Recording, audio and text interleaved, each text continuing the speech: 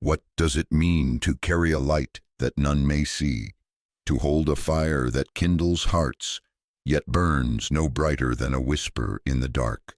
In the tales of Middle-earth, where shadows stretch long and the weight of ages presses upon the soul, there is a figure who walks cloaked in gray, then white, bearing a secret that even the wise scarcely perceive.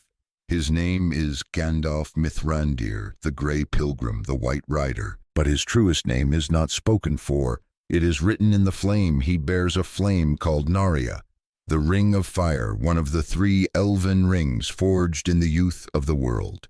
This is not a tale of battles won or kingdoms saved, though such deeds are many in his long journey.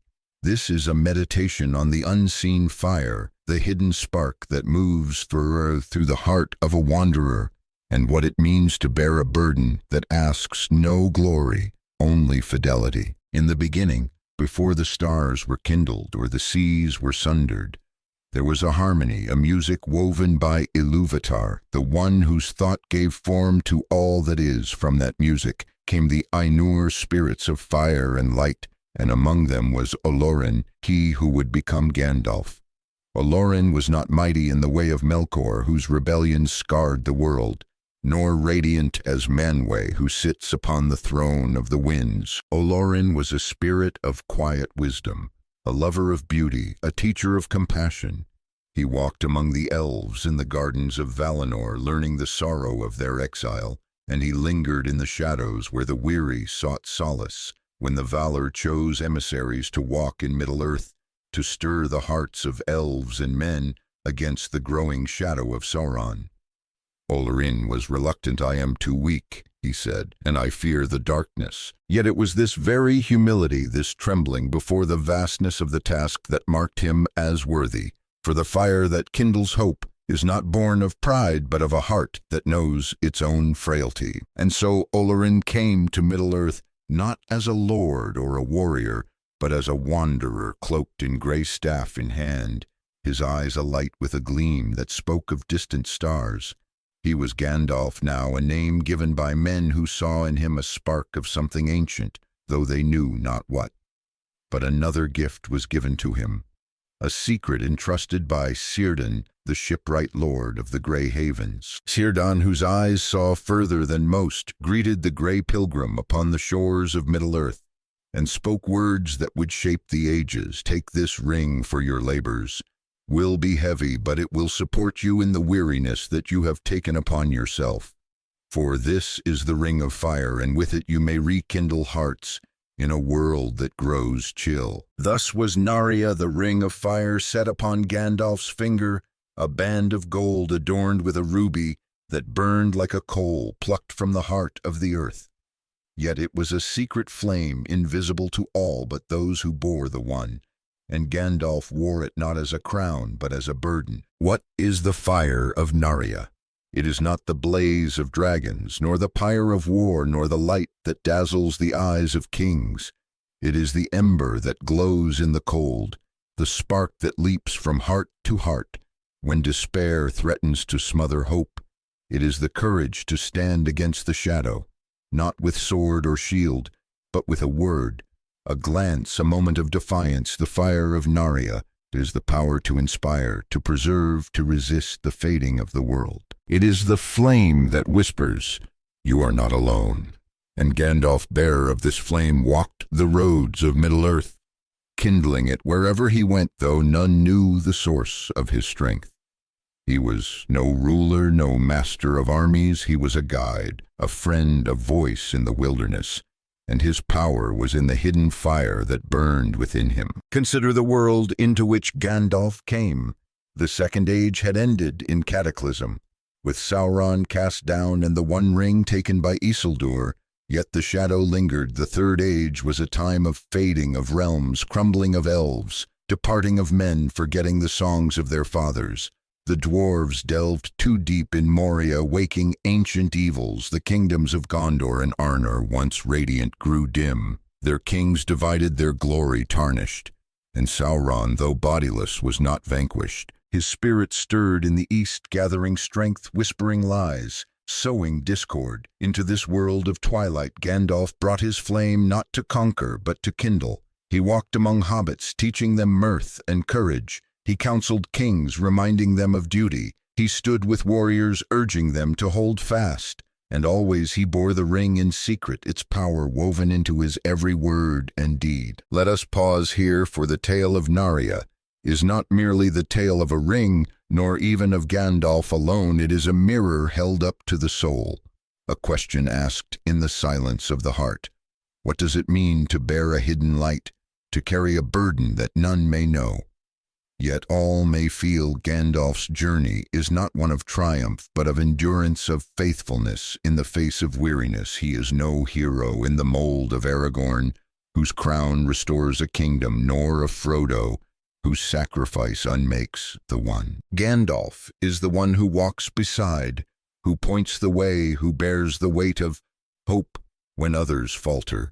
His fire is the fire of the teacher, the friend, the guide who asks nothing for himself, yet gives all. And in this, he is a reflection of the human condition. For are we not all in our own way bearers of hidden flames? Are we not all tasked with kindling hope in a world that grows chill? The flame of Narya first burns brightly in the tales of the hobbits, those small folk of the Shire who seem at first to stand apart from the great deeds of Middle-earth. Gandalf came to them not as a lord, but as a wanderer, delighting in their songs, their laughter, their love of simple things. He saw in them a resilience, a stubborn goodness that the mighty often overlooked. It was Gandalf who stirred Bilbo Baggins from his comfortable hearth, sending him on a journey that would shake the foundations of the world. Bilbo, with his tookish heart, found courage in the face of trolls, goblins, and dragons, and in his finding he bore a ring that would change the fate of all. Years later, it was Gandalf who saw in Frodo the strength to carry that same ring, the one ring to its doom. In the Shire, Narya's fire was not a blaze, but a warmth, a nudge, a whisper that said, "There is more to you than you know." For the hobbits, Gandalf was a spark igniting courage, where none seemed to dwell, and in their courage we see the first truth of Narya, that the smallest may bear the greatest light, if only they are kindled. But the fire of Narya is not without cost. To bear it is to know weariness, to walk paths where hope is faint, and the shadow near Gandalf's journeys were long. His labors unceasing, he crossed mountains and rivers, faced wolves and orcs, stood against the Nazgul and the Balrog. He was not spared pain nor doubt nor death itself. In Moria, in the depths of Khazad-dûm, Gandalf faced Durin's bane, a creature of fire and shadow, a relic of the world's ancient sins. There on the bridge of Khazad-dûm, he declared himself a servant of the secret fire wielder of the flame of Anor. Was this Narya he spoke of? The flame of Anor, the elven ring that burned upon his hand, or was it something deeper, a fire born of Ilúvatar himself, the secret fire that kindles all creation? Perhaps it was both, for Narya, like Gandalf, was a vessel, a channel for a light that comes from beyond the world. In that moment Gandalf fell, his body broken, his flame extinguished. Yet even in death he was not forsaken. Ilúvatar sent him back clothed in white, his power renewed, his purpose unbroken. Narya's fire burned on, for the one who bears it is not its master, but its servant. Here we find a second truth of Narya, that the flame is not diminished by its giving. The more Gandalf kindled others, the brighter his own light burned. In Rohan he awoke Theoden from despair, urging him to ride against the shadow. Your fingers would remember their old strength better if they grasped your sword, he said. And in those words Narya's fire stirred a king to action. Theoden rode to Helm's Deep, to the Pelennor fields, and his courage kindled others, Éomer Éowyn, the Rohirrim, who stood against the tide of darkness. In Gondor Gandalf counseled Denethor, though the steward's heart was turned to ash by pride and despair. Yet even there Gandalf's presence was a light, a call to hope, though few heeded it. In the streets of Minas Tirith he walked among the defenders, his staff a beacon, his voice a reminder that the shadow is not eternal. And always he returned to Frodo, to Sam, to the Fellowship, bearing them up when their strength failed. The fire of Narya was not a treasure to be hoarded, but a gift to be shared, and in its sharing it grew until the whole of Middle-earth felt its warmth, though none knew its name. Yet the flame of Narya, for all its power, was bound to the one forged by Celebrimbor. In the Second Age the elven rings were free of Sauron's direct touch, yet they were woven into the same craft, the same lore that birthed the One Ring. When Sauron wore the one, the bearers of the three, Galadriel, Elrond, and Gandalf, felt his will, his malice, and they hid their rings, lest they be ensnared. Only when the one was taken by Isildur could Narya be wielded, and even then its power was tied to the fate of Sauron's ring. This is the paradox of Narya.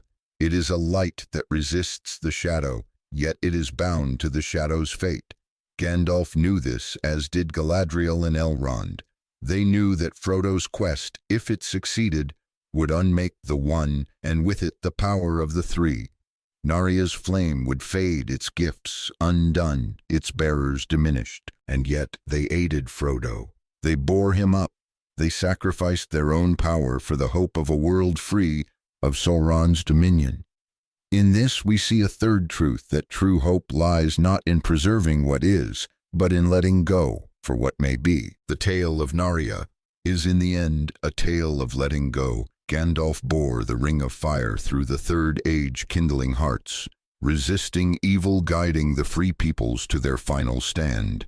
He stood at the Black Gate where Aragorn defied Sauron, drawing the Eye to give Frodo and Sam their chance. He rode with the eagles to Mount Doom, where the ring was cast into the fire, and Sauron's tower fell, his shadow fled. In that moment Gandalf felt Narya's power fade. The Ring of Fire became a relic, a memory, its flame no longer able to kindle or sustain. The elven rings bound to the one lost their virtue, and with them the realms they preserved. Lothlorien, Rivendell, the Grey Havens began to fade. The elves, too, felt the call of the sea, the longing to return to the undying lands. And Gandalf, Alurin, once more knew his task was done. In the final chapter of The Lord of the Rings, we see the last riding of the ring-bearers. Gandalf, Galadriel, Elrond, Frodo, and Bilbo board the ship at the Grey Havens, bound for the West. Círdan, who first gave Narya to Gandalf, stands upon the shore, his work complete. Sam, who bore the one for a time, remains behind, his heart torn between joy and sorrow.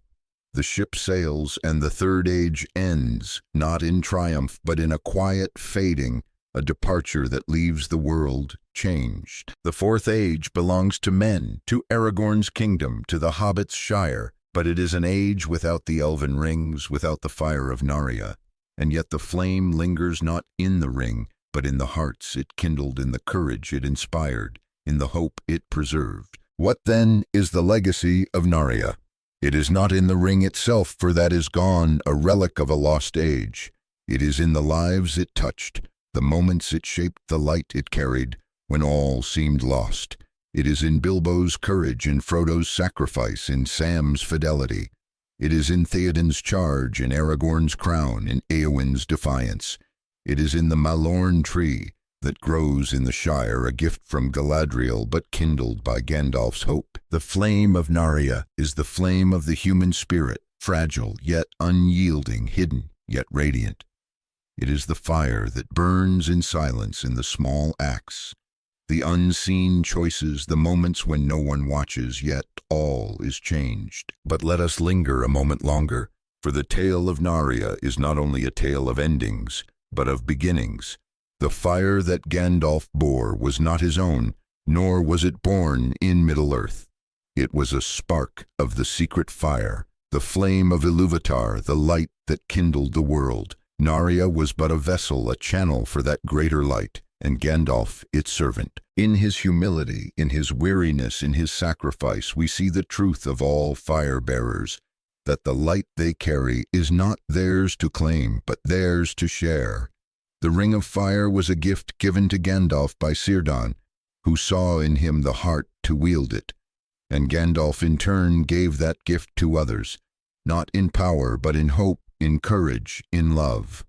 The flame of Narya was never meant to burn forever, but to kindle others to light the way until the world could find its own fire. Consider now the moments when Narya's flame burned brightest, though none saw the ring itself.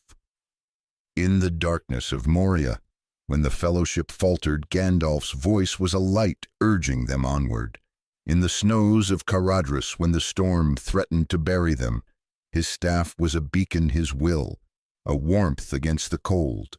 In the halls of Meduseld, when Theoden sat bowed under Wormtongue's lies, Gandalf's presence was a spark rekindling a king's heart. In the streets of Minas Tirith, when the siege towers loomed and the gates shattered, Gandalf's cry was a fire rallying the defenders to stand. And in the quiet moments in the Shire, in Rivendell, in the camps of war, his laughter, his stories, his pipe smoke curling in the air, these were the embers of Narya warming hearts grown chill. The ring was secret, but its fire was not. It was felt though never named, seen though never known. This is the paradox of Narya and of Gandalf himself, that the greatest power lies in what is hidden, in what is given, without demand for reward. The elven rings were not weapons, nor tools of dominion. They were artifacts of preservation, of protection, of resistance against the fading of the world. Narya, Vilya, Nenya, each bore a gift, a light, a purpose. Galadriel's Nenya preserved the timeless beauty of Lothlorien, shielding it from decay. Elrond's Vilya guarded Rivendell, a haven of wisdom and healing. But Narya Gandalf's ring was different. It did not preserve a place, but a spirit. It did not guard a realm, but a hope. It was the fire of resistance, of defiance of the heart, that says, I will not yield. And in this Gandalf was its perfect bearer, for he was no lord, no king, but a servant, a wanderer, a friend. Let us turn now to the deeper currents of this tale, for Narya is not only a ring, nor Gandalf, only a wizard. They are symbols, archetypes, reflections of truths that lie beyond the page. The ring of fire is the light we carry within the spark of courage, of faith, of love that burns, though the world seeks to quench it. Gandalf is the guide, the teacher, the one who walks beside us when the path is dark, who reminds us of what we have forgotten. His journey is our journey, his burden our burden, his fire our fire to bear. Narya is to bear the weight of hope, to know the weariness of the long road, to face the shadow, and yet not turn aside.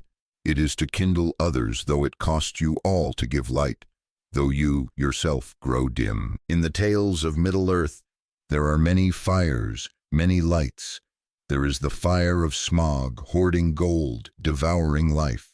There is the fire of the Balrog, ancient and malevolent, a shadow that consumes. There is the fire of Sauron, forged in the One Ring, a flame of dominion, of control, of destruction. And there is the fire of Narya, small, hidden, yet unyielding. These fires are choices, paths, temptations. Smaug's fire is greed, the desire to possess. The Balrog's fire is wrath, the chaos of unbridled power. Sauron's fire is tyranny, the will to bend all to one's own purpose. But Narya's fire is sacrifice, the choice to give, to serve, to kindle. Gandalf chose this fire, though he could have chosen another. He could have sought power, glory, dominion, as Sauron did. But he chose the harder path, the hidden path, the path of the servant. And in this choice we see the heart of Tolkien's mythos. The Lord of the Rings is not a tale of power, but of renunciation. It is not about victory, but about loss. It is not about dominion, but about letting go. Frodo does not claim the ring, but destroys it. Aragorn does not seize the throne, but earns it through service. Galadriel does not take the ring when offered, but passes the test, accepting her diminishment. And Gandalf does not wield Narya as a weapon, but as a gift, a light to share. The fire of Narya is the fire of the heart that chooses love over power, hope over despair, sacrifice over self.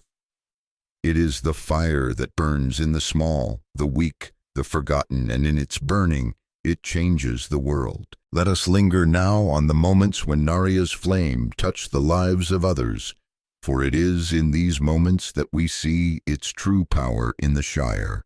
When Bilbo sat by his fire dreaming of adventures he thought beyond him, Gandalf's knock on the door was a spark, a call to something greater in Bag End. When Frodo took up the ring trembling under its weight, Gandalf's voice was a light guiding him to the path he must tread. In Rivendell, when the Fellowship was formed, Gandalf's counsel was a fire binding them to their purpose. In Moria, when all seemed lost, his stand against the Balrog was a blaze, a defiance that bought the others time. In Rohan, when Theoden rose from Zeramsun's throne, it was Gandalf's fire that stirred him. In Gondor, when the gates fell, it was Gandalf's fire that held the line, and in Mordor, when Frodo faltered, it was the memory of Gandalf's hope, kindled by Narya, that carried him to the end. These moments are not mere events, but sacraments, acts of grace that ripple through the ages. Fuck. The fire of Narya is the fire of grace, the unlooked-for aid that comes when all seems lost. It is the eagles that swoop from the sky, the horn that sounds in the distance, the light that breaks through the storm. It is the hand that lifts when you fall, the voice that speaks. When you are silent, the heart that loves. When you are alone. Gandalf was the bearer of this grace, not its source, for the true source lies beyond in the secret fire in Ilúvatar's will. Narya was his tool, his burden, his gift, and through it he wove a tapestry of hope that held Middle-earth together when it might have torn apart. But the tapestry is not eternal for nothing. In Middle-earth endures forever. The rings of power, even the three, were bound to the one, and the one was bound to Sauron. When Frodo stood at the cracks of doom, when Gollum fell into the fire, the one was unmade, and with it the power of Narya faded. The ring of fire became a memory, its ruby dim, its flame extinguished. Lothlorien withered, Rivendell emptied, the grey havens grew silent. The elves sailed, the wizards departed, and the world passed into the hands of men. This is the sorrow of Narya, and of all the elven rings, that their light, though pure, was tied to a shadow, and in the shadow's fall they too must fade. Yet sorrow is not the end. The fire of Narya was never meant to burn forever, but to kindle others, to light the way until the world could find its own flame. The legacy of Narya is not in the ring, but in the hearts it touched, the lives it changed, the hope it preserved. It is in the Shire where the Malorn tree grows, a gift from Galadriel, but kindled by Gandalf's hope. It is in Gondor where Aragorn reigns, his crown a symbol of renewal, his heart touched by Gandalf's fire. It is in Rohan where Éowyn's courage, sparked by Gandalf's words, slays the Witch King. It is in Mordor where Sam's fidelity, strengthened by Gandalf's light, carries Frodo to the end. The ring of fire is gone, but its flame endures not in gold or ruby, but in the spirit of those who carry on. Let us turn now to the deeper allegory of Narya, for it is not only a tale of Middle-earth, but of the soul's journey through the world. The ring of fire is the light of faith, the spark of purpose that burns within us, though the world may not see it. It is the courage to act, though fear whispers of failure. It is the love that gives, though it receives no reward. It is the hope that endures, though the night is long. Gandalf is the archetype of the guide, the mentor, the one who shows us the path when we are lost. But he is also us, for we too are wanderers, bearing our own hidden flames, facing our own shadows, kindling our own hopes. The tale of Narya is a call to recognize the fire within, to nurture it, to share it, to let it guide us through the dark. In the moments of Gandalf's journey, we see the trials of the soul. In the Shire, he faces the temptation of comfort, the lure of a quiet life. Yet he chooses the road, the task, The burden in Moria he faces the shadow of death, the fear of annihilation, yet he stands, he fights, he falls and rises again. In Rohan he faces despair, the weight of a world that has forgotten hope, yet he speaks, he stirs, he kindles. In Gondor he faces pride, the folly of those who seek power over love, yet he remains humble, he serves, he guides. And in Mordor he faces the ultimate test, the surrender of all he has wrought, the fading of the fire he has borne. Yet he does not cling, he does not despair, he lets go. This is the journey of the soul, to face fear, to bear burden, to kindle light, to release what cannot be held. And in this journey we find the heart of Tolkien's vision. Middle-earth is not a place, but a state of being. It is the world we walk, the shadows we face, the hopes we carry. The rings of power are not mere artifacts, but symbols of the choices we make. The one ring is the temptation of control, of mastery, of dominion over others. The 9 are the chains of ambition, the 7 the lures of wealth. But the 3, the elven rings, are the gifts of the spirit, preservation, healing, inspiration. Narya is the gift of inspiration, the fire that kindles the heart to act, to love, to hope. And Gandalf, its bearer, is the embodiment of this gift, the one who shows us that the greatest power is not in ruling, but in serving, not in taking, but in giving, not in holding, but in letting go. Let us linger now on the moments when Narya's flame touched the world, for these are the moments that define its legacy. In the Shire, when Bilbo stood before Smaug, it was Gandalf's spark that gave him courage, though he knew it not. In Rivendell, when Elrond formed the Fellowship, it was Gandalf's fire that bound them, though they saw it not. In Moria, when Aragorn faltered, it was Gandalf's sacrifice that saved him, though he bore the cost. In Rohan, when Éowyn faced the Witch King, it was Gandalf's hope that strengthened her, though she named it not. In Gondor, when Pippin stood before Denethor, it was Gandalf's light that guided him, though he felt it not. And in Mordor, when Sam carried Frodo, it was Gandalf's flame that burned within him, though he saw it not. These are the moments of Narya, the unseen acts, the hidden graces, the fires that change the world. And yet the world must change. The tale of Narya is a tale of fading, of loss, of the inevitable passing of all things. The elven rings were born in a time of hope, forged by Celebrimbor, in the Second Age, when the elves sought to preserve the beauty of the world. But they were bound to the One, and the One was Sauron's, a shadow that could not be undone. When the One was destroyed, the 3 faded, and with them the world they sustained. Lothlorien became a memory, Rivendell a ruin, the Grey Havens a silence. The elves sailed, the wizards departed, and the Fourth Age began, an age of men, of mortality, of a world without magic. This is the sorrow of Narya, that its fire, though pure, could not endure. But sorrow is not the whole tale. The fire of Narya was never meant to burn forever, but to kindle others, to light the way, until the world could find its own flame. The legacy of Narya is not in the ring, but in the hearts it touched, the lives it changed, the hope it preserved. It is in the Shire, where the Malorn tree grows, a gift from Galadriel, but kindled by Gandalf's hope. It is in Gondor, where Aragorn reigns, his crown a symbol of renewal, his heart touched by Gandalf's fire. It is in Rohan, where Éowyn's courage, sparked by Gandalf's words, slays the Witch King.